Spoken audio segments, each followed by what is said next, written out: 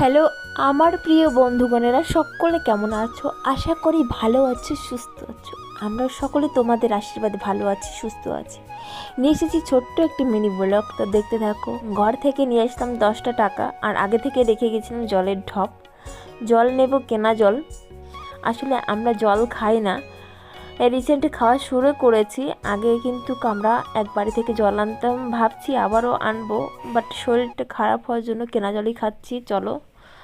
তো এই যে মাছ দেখতে পাচ্ছ, চুনোপুঁটি, আর এই যে হচ্ছে কুচে। তো এই মাছ কাটবো।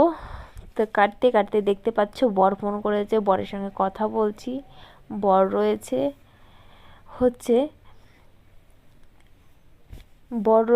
ফ্লাইটে যাবে, তো ওইখানে আছে, প্লেনে উঠবে বলে। আর এখানে আমার রান্নাবাড়ি কমপ্লিট হয়ে গেছে, আমার খাওয়াও কমপ্লিট। কেমন